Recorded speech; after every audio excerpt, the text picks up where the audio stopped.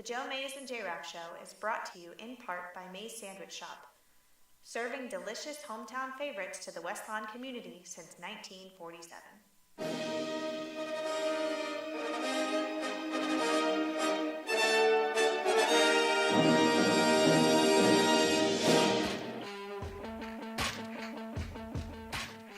You are listening to the Joe Mays and J-Raff Show, bringing you the latest news and commentary on baseball. The 0-2 pitch, swing and a miss, struck him out! The Philadelphia Phillies are 2008 World Champions of Baseball! Hockey. Ladies and gentlemen, the Flyers are going to win the Stanley Cup! The Flyers win the Stanley Cup! College football. But now Blackledge is going to put it up on first down. He's going for the bundle. Garrity! Touchdown! And the NFL. The Denver Broncos are world champions. They have just won Super Bowl 50.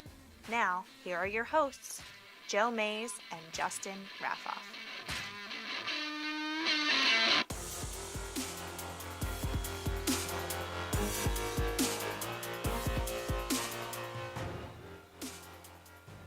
Well, hello everyone, and welcome to the 217th episode of the Joe Mays and J-Raff Show.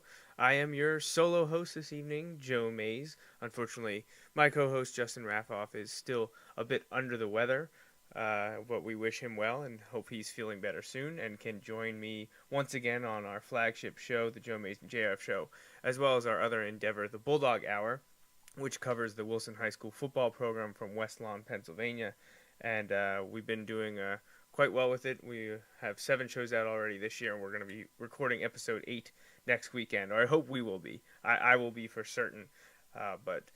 So if you're interested in Wilson Bulldogs football, check out bulldoghour.com. But we're here to talk a little bit of professional football tonight, perhaps even touch on a little bit of the step in between, the collegiate level, because something's been brewing in Happy Valley over the last month, 6 weeks or so, and has a lot of the blue and white faithful very, very excited. So perhaps we'll touch on that. But in the meantime, we're going to be talking NFL action, primarily the Week 10 slate that happened, or mostly happened today. Obviously, there was a Thursday game, there's a game tonight, and there's a game tomorrow. But there was some very intriguing matchups, some exciting and excruciating games for sure. And, we're going to dive right into those after I tell you how you can contact us. And the best way to do that is probably through email. And you can do that at the Mays Sandwich Shop email inbox, which is joemaysandjraff@gmail.com. Or you can call the Mays Sandwich Shop hotline. And that number to call us is 530-563-6297. Again, the Mays Sandwich Shop hotline is 530-563-6297. And we're also all over social media, primarily Facebook and Twitter. And if you want more information, please visit joemaysandjraff.com. All right, so NFL Week 10. Very, very exciting games coming down to the wire, games that were decided in the final seconds, in the final minutes, some low-scoring games, some high-scoring games, some crazy outcomes, unexpected. But let's start with the first game on the slate this week, which was the Thursday night game, featuring a winless team and a team surprisingly in first place in the division. And that is the Cleveland Browns visiting the Baltimore Ravens. And this one looked like it could be an upset. The Ravens, coming in at 4-4, but somehow in first place in the AFC North with the Steelers, suffering a bit with Big Ben's injury and dropping a couple games in a row. And I also got blown out by Philly earlier in the year. And then you have the Browns sitting at 0-9. And you're thinking, when are they going to get a win? Is that even possible? Well, at halftime of this one, Browns at Ravens, Cleveland was up 7-6. And people started to think, well, if they're going to do it, this might be their best chance to do it. And then they got shut out in the second half. One solo touchdown the entire game Ravens exploded for 22 in quarters 3 and 4 combined, and Baltimore gets that win 28-7. Ravens improved to 5-4, will be at least tied for first place in the division, pending the games that happened today. And the Browns dropped to 0-10, and they are just a mess. Apparently, finally, people are starting to get a little worried in Cleveland, which at 0-10, you got to think that's probably a good thing to be to have people feel worried. Kind of get some accountability in there. But again, it's first-year head coach. They cycle through quarterbacks. They pop those like they're Skittles. Last quarterback to win a game for the Browns was Johnny Manziel, so that tells you a lot. But Browns still winless, now double-digit losses. Ravens, a bit of a surprise. I mean, we thought they would be better this year, and they certainly are. But they started 3-0. I think they dropped 4 in a row, and now they've won 2 in a row. So a little inconsistent. They have some issues. Beating the Browns isn't a huge accomplishment, but they got to win when it matters. And in the end, that W, keeps you in first place. So Ravens over Browns on Thursday night. So we're going to start now on the Sunday games in the order that NFL.com has the scores up here for me. And up first was a close one, a big game in the AFC South, which pretty much solidifies the Jaguars' disappointing season. Losing to the Texans today at home in Jacksonville, 24-21. The Jaguars tried to make a game of it, scoring 11 points late, but the Texans were able to get a field goal, win this one 24-21. Houston is in first place in the AFC South, and they're not. We didn't think that their division was going to be that strong this season. People expected the Colts to be better. I mean, I'm one of those people. Everyone thought the Jaguars would be better, but they're 2-7. They've lost 4 in a row now, and you got to think we already saw their offensive coordinator Greg Olsen get the can. Is head coach Gus Bradley next?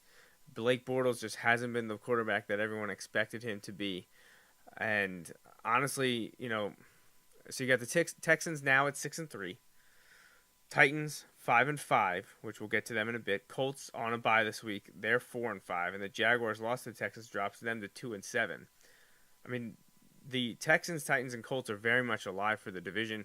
Texans in the driver's seat. They've already had their bye along with the Colts and Jaguars. Titans have not, and we'll get to their game in just a bit. But the Titans have turned it on, so the Texans they got to keep their foot on the gas pedal because Tennessee, a surprise team sitting at 500, and keeping it tough on the Texans, and we'll see in the coming weeks what can be made between those two squads. But Texans get the win over the Jaguars today, 24-21. One of the crazier endings of NFL Week 10 was Denver Broncos at the New Orleans Saints. The game was 10-3 at halftime, favored the Broncos. Saints scored 14 unanswered to pull ahead 17-10. Broncos fought back.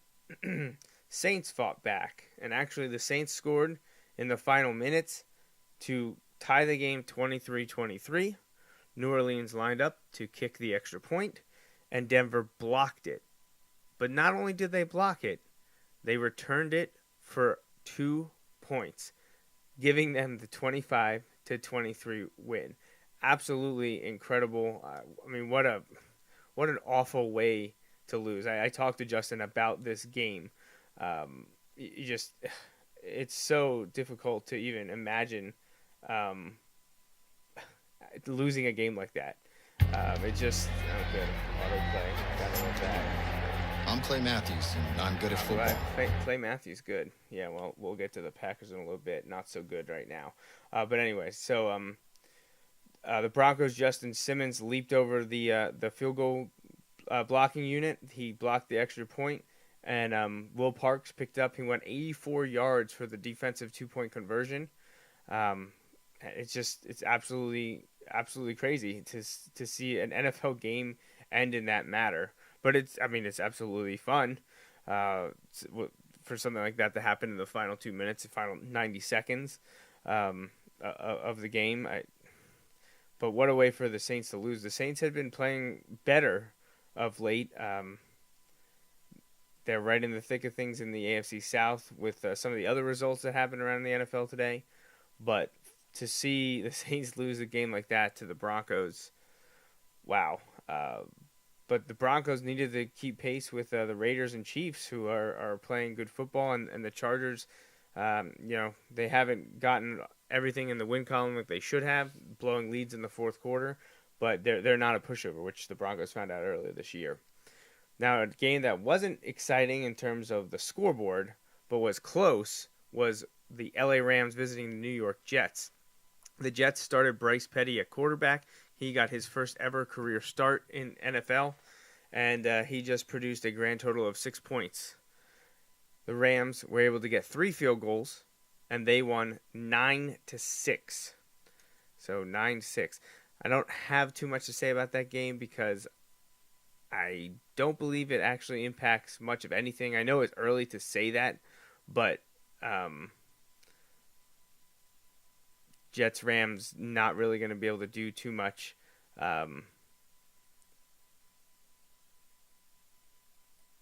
in terms of where they're going to sit in the playoff picture. Neither team going to be challenging. They'll pretty much just be playing spoilers, and the Rams spoiled the Jets today.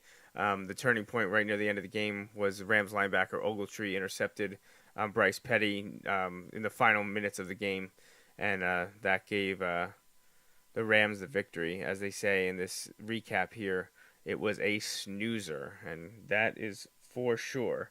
Now, my dad texts in, how safe is Jeff Fisher? It's tough to say. I mean, he's one of those guys, he just kind of sticks around somewhere. He was in Houston/Tennessee for how many years before they finally made a change. He sits out football for a couple years.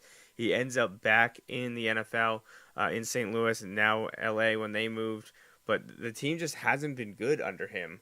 Actually, let me pull up his coaching record and just see exactly how many times he's steered a team to the playoffs or to 10-win seasons.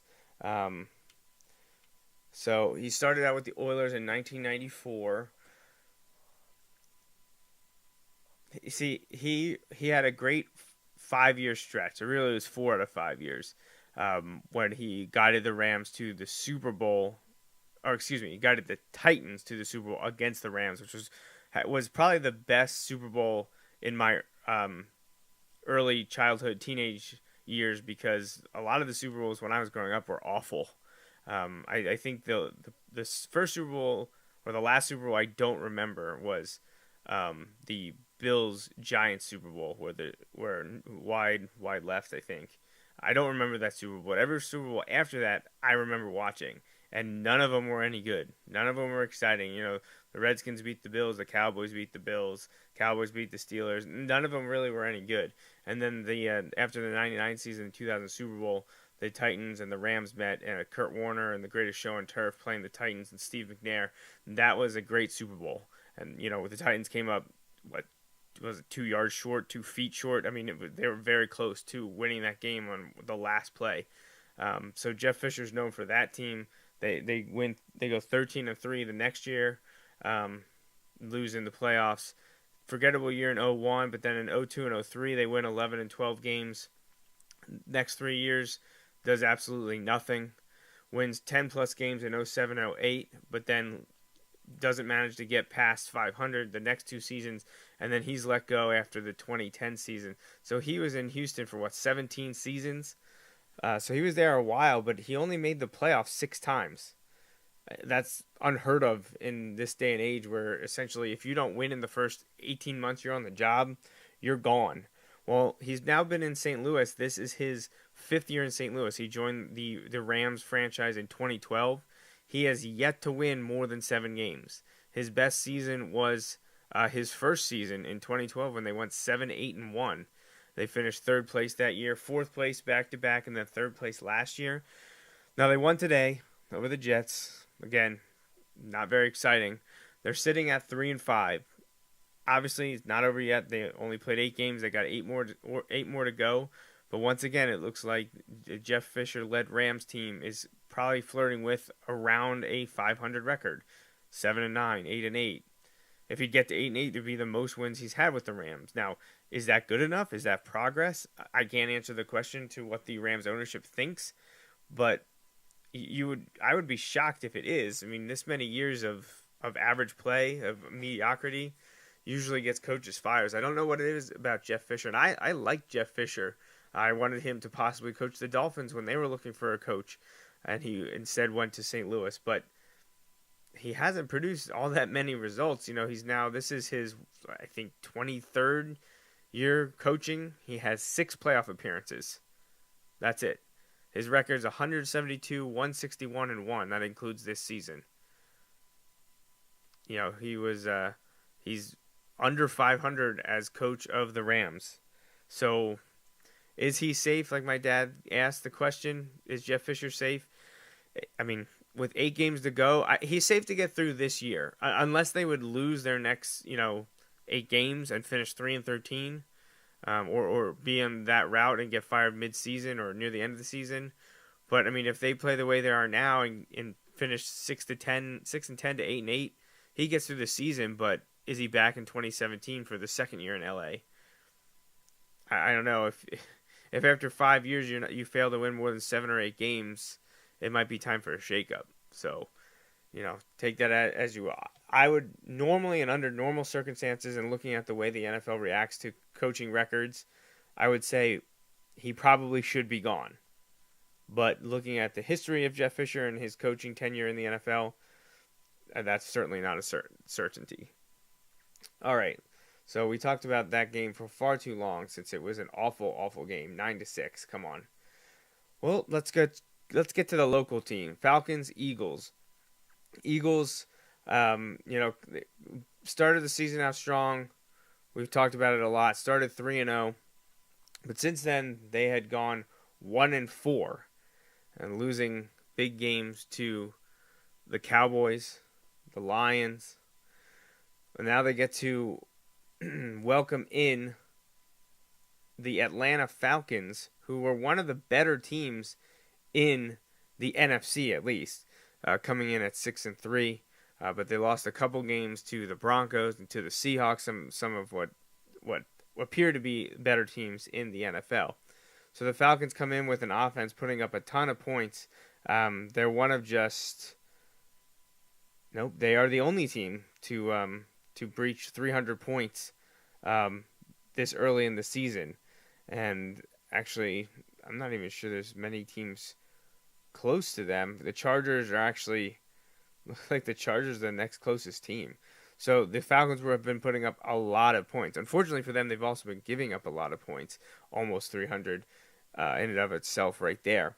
But, I mean, this Falcons-Eagles game, the Battle of the Birds in Philadelphia, didn't end up being high scoring like the Falcons usually compete in, and that might be what cost them, because they were only able to put up 15 points.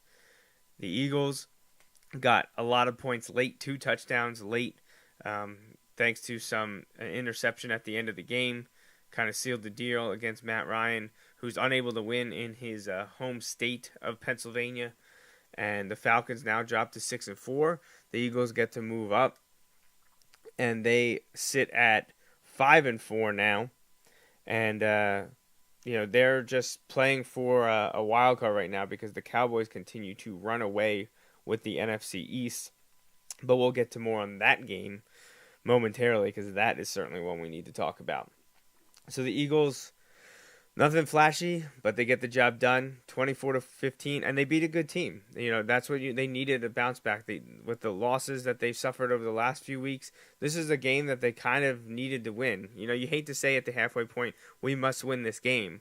But if they wanted to show their fans, the front office, the ownership, and the rest of the league that they can compete with some of the best, well, now are the Falcons elite? Are they an NFC favorite? At times they've looked that way, playing to just scoring 15 points. Not exactly what we expect from them, but it could just be a bump in the road. We'll see what happens. But the Eagles now have that head-to-head tiebreaker, and that's very important when it comes to wild card and playoff positioning. So Eagles get the win, one that they certainly needed. Now, a team that in the NFC that had been heating up in recent weeks was the Carolina Panthers, the defending NFC champions. Unfortunately for them, they ran into a team that is probably one of the most underrated in the entire NFL, not just this year, but over the past couple years. The Chiefs won again, 20-17, and now quietly, the Kansas City Chiefs are 7-2 and have won 5 in a row. They matched the Oakland Raiders, who I believe are on a bye this week, at 7-2 atop the AFC West, with the Denver Broncos, who are a half game back at 7-3. Denver has not yet had their bye. So 3 AFC West teams have 7 wins. And I said that this is an interesting division to start the year. Since the spring, I've been all over the Raiders. Very happy that they're 7-2 because I called that one. Thought the Chiefs would be good, but not this good. Same thing with the Broncos. I think I said that I thought the Broncos were going to go, I think I said 9-7. So they'd have to stumble a little bit down the stretch for them to not be as good as I expected them to be. But the Broncos have at times looked very vulnerable. They're getting inconsistent quarterback play from Trevor Siemian, and while their defense is very good, the offense has not always been able to put up points. And they won kind of on a miracle or very fluky play today against the Saints, which we already talked about. So Chiefs beat the Panthers 20-17, and for a long time it looked like the Panthers were in control of this one. They were up 17-3 at the half, but the Chiefs defense woke up, shutting out the Panthers in the second half, and the team was able to put up 17 points in the fourth quarter to steal the victory away from the Panthers. Now the Panthers, again, last year lost 1 regular season game. Well, right now Carolina is in last place in the NFC South at 3-6. So things not looking good in Carolina. Bears-Buccaneers, a game that, much like the Jets-Rams, Bears-Buccaneers, not exactly important, not one that many people were probably watching, and the Buccaneers came away with the victory, 36-10. Jameis Winston looking good, Buccaneers getting moving, Bears not able to do anything, kind of hopeless, can't score, can't stop anyone, but you know that's not that surprising. No one expected much from the Bears, and other than was it last week or 2 weeks ago when they beat the Vikings, really haven't done much on the whole season. They're 1-4 in their last 5, 2-7 on the year. Buccaneers, however, they improved to 4-5, not out of it. You know, them and the Saints sit at 4-5. I said the Panthers are 3-6. Falcons, despite their loss today, Atlanta could have taken control of that division, had a 3-game lead if they could have beaten the Eagles. But even with the Falcons' loss, they still maintain a 1.5-game lead. The Falcons have not yet have their bye, so that'll be coming up in the next few weeks. I mentioned the Vikings losing to the Bears 2 weeks ago. Well, they lost again today to the Redskins. And talk about a huge turnaround, and not in a good way. The Vikings were 5-0, I believe, entering their bye week. And since their bye week, they've lost 4 in a row. They fired their offensive coordinator stepped down abruptly. Really weird situation. And Norv Turner, guy who's been around the NFL for years, he just ups and leave a couple weeks ago. And the Vikings go from 5-0 to 5-4, now into a tie for first place in the division with the Lions. But because of conference or head-to-head tiebreakers, the Lions have the edge. You know, and the Packers, who we haven't talked about yet, the Packers still hanging around. Definitely not a team anyone thought they would be. They've lost 3 in a row. Vikings lost 4 in a row. Lions on a bye, I believe, this week, sit atop the NFC North, and definitely not going the way we expected the NFC North race to go. But a big win for the Redskins. Redskins keeping pace with the teams in the NFC East vying for second place behind the Cowboys and looking for a wild card berth, or one of 2. And actually, right now, your division leaders in the NFC are the Cowboys, Lions, Falcons, and Seahawks. Then the wild cards would both go to right now. Now I know there's games pending this week, but right now it would go to the Giants and Redskins. Depending on what happens with the Giants in their game, which is Monday night, I believe. Depending on the outcome there, the Vikings at 5-4 also vying for that. Yes, the Giants host the Bengals on Monday Night Football. So right now, 2 NFC East teams in line to get wild card berths, and they would be the Giants and Redskins. The Eagles would still be on the outside looking in, but at 5-4, they're very much in play, as well are the Vikings, Packers, Bucks, Saints, Cardinals, and technically, yes, the Rams, who I kind of poo-pooed just a few minutes ago, but at 4-5, they are definitely in play for a wild card. They got to take care of some business. All right, Packers, Titans. I mentioned Packers just, oh man, they are not the team we thought they were entering the year. They've lost 3 in a row, most recent to the Titans. Now, it wasn't at Lambeau, but still, I mean, they gave up 35 points in the first quarter, in the first half. They were losing 21-0 after the first quarter. They got shut out in the first and fourth quarters. 47-25. The Packers have no defense. Aaron Rodgers has nothing going. 25 points is nothing really to laugh at. That's a decent showing. Generally in the NFL, if my team scores 24 or more, I'd like to win that game. But when your defense is giving up 21 points in the first quarter, 35 in the first half, you're not going to win too many games like that. So the Titans, who I talked about a little bit earlier when we discussed the AFC South, they beat up on the Packers 47-25. The Titans are at 5-5. They still have to have their bye, but they're going to challenge Houston for the AFC South crown, and that would be quite the achievement for them. They didn't look good at the beginning of the year, but they've really come on over the last month. So kudos to them. And what they're able to do down in Tennessee. All right, 49ers, Cardinals. Cardinals looked like they had this one in hand for a while, but the 49ers kept fighting back. Unfortunately for Chip Kelly and San Francisco, the Cardinals came out on top 23-20, a late field goal helping Arizona there. The 49ers kept pressing, but just couldn't finish the job. 49ers, despite what some of their players on their team will say, are one of the worst teams in the league. Actually, probably the only team worse than them, at least by record, are the Cleveland Browns at 0-10. San Francisco is 1-8, whereas the Cardinals moved to 4-1.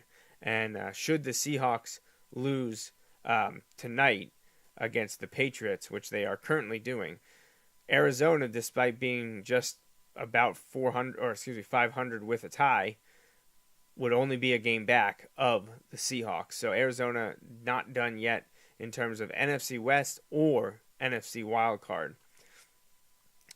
All right, so 2 games left to discuss. My team and my dad's team. Well, and actually a lot of other fans out there want to talk about the Cowboys game. So let's do that one first. We'll do my team last. Dallas at Pittsburgh. If anyone's grown up in the 70s, remember those Super Bowls, the Steelers got the better of the Cowboys. Cowboys returned the favor in the 90s, in the 1995, I believe. And all those games were pretty entertaining. The ones in the 70s for sure. Cowboys beat up on them pretty good in the 90s. But 2 of the most decorated and beloved franchises in the NFL are Dallas and Pittsburgh. And they got to meet in the Steel City today and this evening. And wow, what a game. Quite possibly the best game of the season. That might not even be an opinion. I don't know if there's anyone to say that there was a better game than this. People love offense, and these 2 teams, they had a lot of it. 65 combined scores. I believe there were 4 lead changes, a bunch of them in the fourth quarter, and it is Dallas coming out on top, 35-30. Big Ben's second game back from his knee injury. Steelers led this one. After the first quarter, 12-10. After the second quarter, 15-13. Then Cowboys jumped on top, 23-18.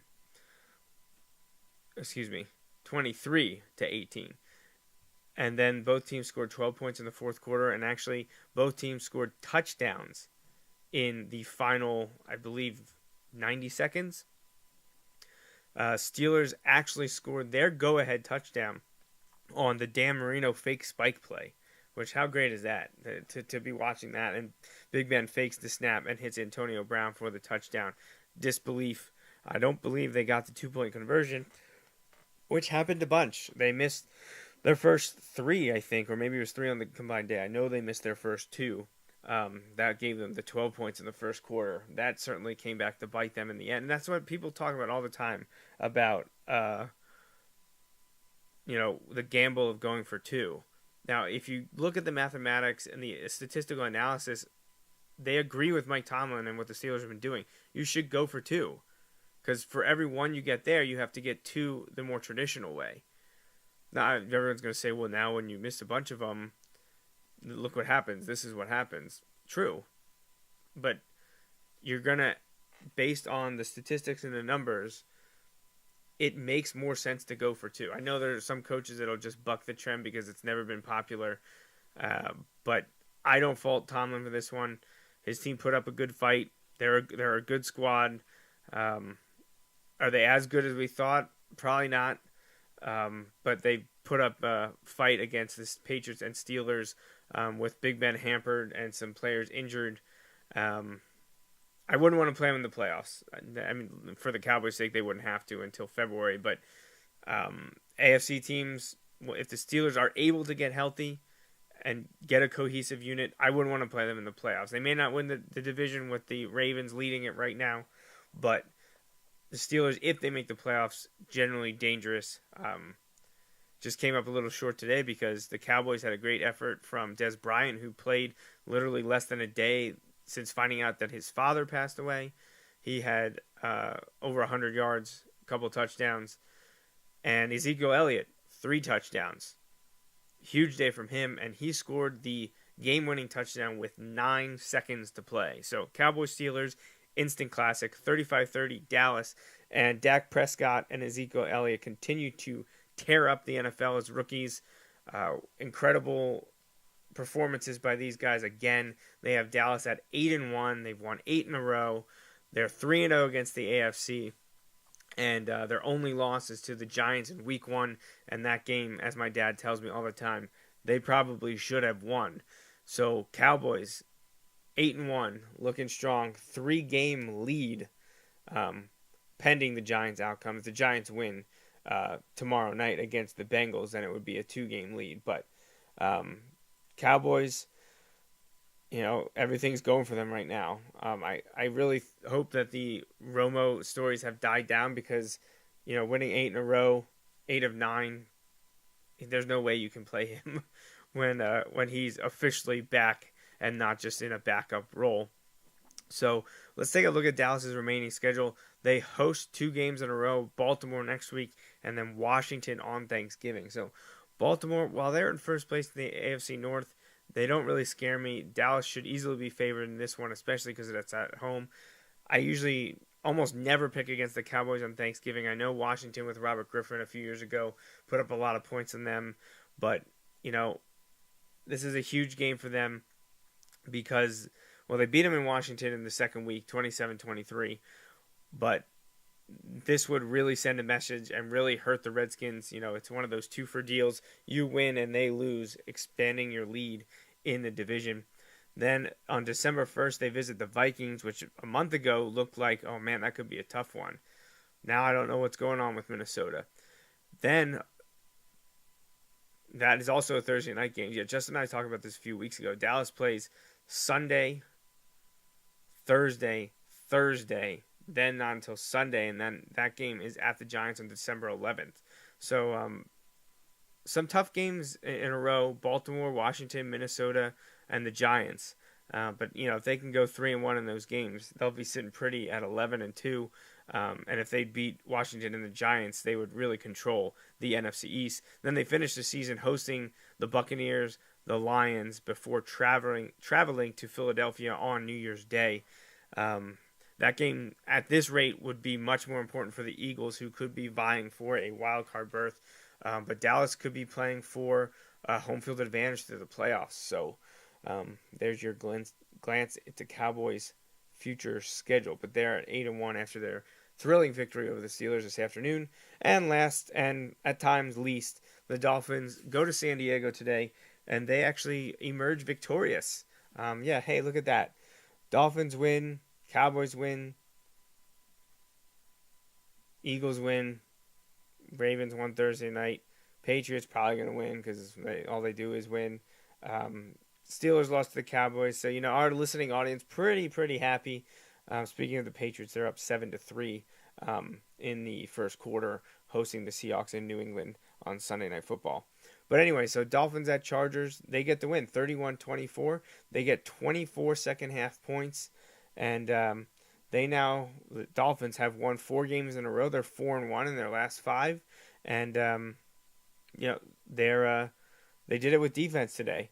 Although Ryan Tannehill had a great game, possibly one of the best of his pro career, but the Dolphins, they were clinging to a 24-24 tie nearing the end of the game, final 2 minutes, and the Dolphins defense was able to intercept Phillip Rivers, Kiko Alonso, former Buffalo Bill, former Philadelphia Eagle, former Oregon Duck, was able to make a brilliant play. The Dolphins looked like they were rushing 7 guys at the line. You knew that wasn't going to completely happen, and right before the snap, Kiko Alonso dropped back, got into the flat, was covering his zone area on another guy, read Phillips Rivers, who was going to the receiver underneath Kiko Alonso. Alonso jumped the route and took it to the house almost 60 yards, putting the Dolphins up 31-24 with about a minute to go.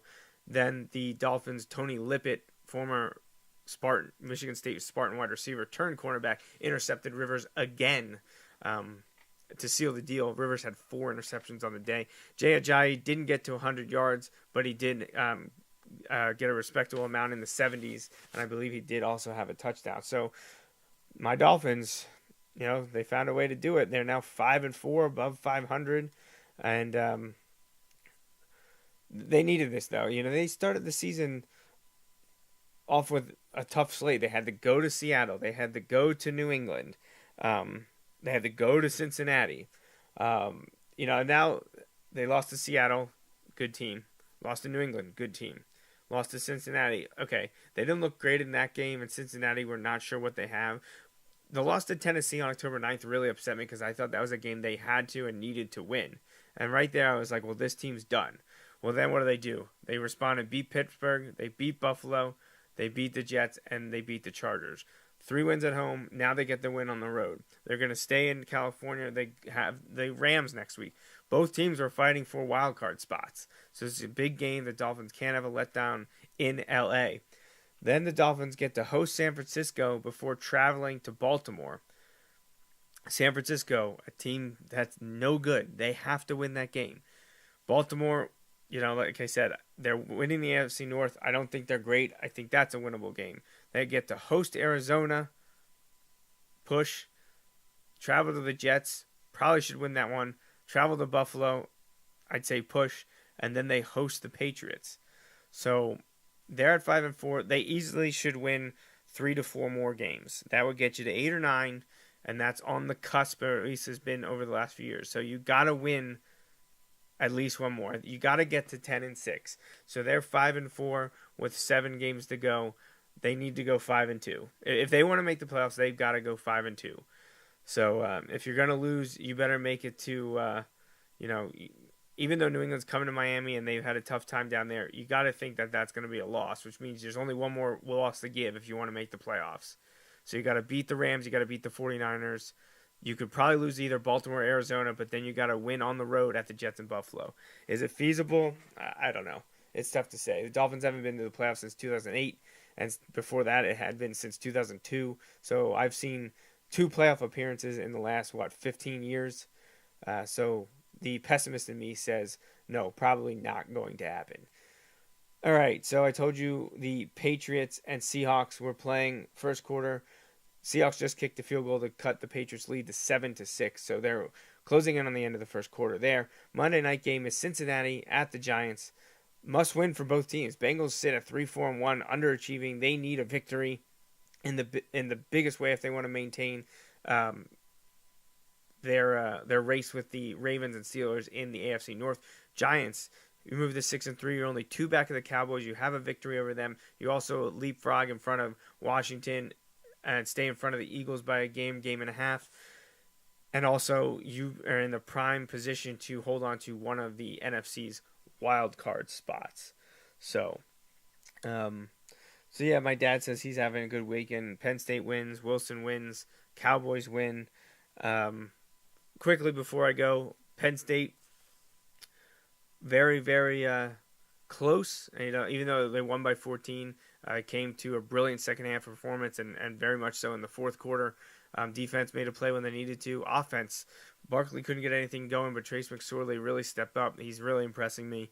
And they sit at 8-2, 6 straight wins. They go to Rutgers this week, host Michigan State Thanksgiving weekend, win those 2, which they're going to be favored in, and they go 10-2, likely a very good bowl, quite possibly a New Year's Six bowl. And now with the craziness that was college football yesterday, where numbers 2, Clemson, 3, Michigan, 4, Washington, 8, Texas A&M, and 9, Auburn all lost. Penn State's now up to 9-10 in the coaches and AP poll, or AP and coaches poll. These college football playoff rankings come out Tuesday night. I expect Penn State to maybe be 7, but probably be 8. Should Ohio State beat Michigan in 2 weeks, Thanksgiving weekend, the final weekend of the season, Penn State, if they beat Rutgers and Michigan State, will play in the Big Ten title game representing the Big Ten East, most likely against Wisconsin. So you go 10-2, possibly make the Big Ten title game.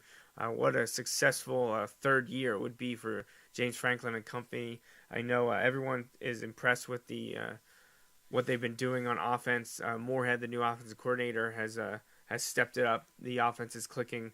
We need to see more of the same against Rutgers and Michigan State, and just let the pieces fall where they may. And Penn State's doing their part. Win your last 2 very winnable games and double-digit wins, possibly a chance for a Big Ten title. Definitely a good bowl game. So after September, people were wondering where this team was going, and look where they are now. So, all right. I think it's time to wrap things up here for me. Remember, you can listen to us on the show every other Sunday now during football season, because Justin and I do the Bulldog Hour on the other Sundays. Go to jmnjrradio.com. There you can find the live audio stream for these live shows. You can also find the Ustream video feed if we can do it on Ustream. The internet's a little wonky right now. I haven't been able to do that. And, follow us on Facebook, on Twitter, hit up all the sites. And I think that's it. So that wraps up everything from me on episode 217 of the Joe Mays and J-Raff Show. And we hope you enjoyed NFL Week 10. And hopefully Justin and I will be back in 2 weeks, Sunday of Thanksgiving, talking about all of the Turkey Day NFL action and everything else from the National Football League in Week 12. Until next time, I'm Joe Mays. Thanks for listening. Thanks for listening to the Joe Mays and J-Raff Show. Tune in every Sunday for the latest sports discussions from Joe and Justin. Each episode is available live on Ustream or Mixler and can be downloaded or streamed on iTunes and SoundCloud. You can interact with Joe and Justin on Facebook and Twitter, and stay up to date with the guys at joemaysandjraff.com. The Joe Mays and J-Raff Show is part of the JMNJR Radio Network. For more info, visit jmnjrradio.com.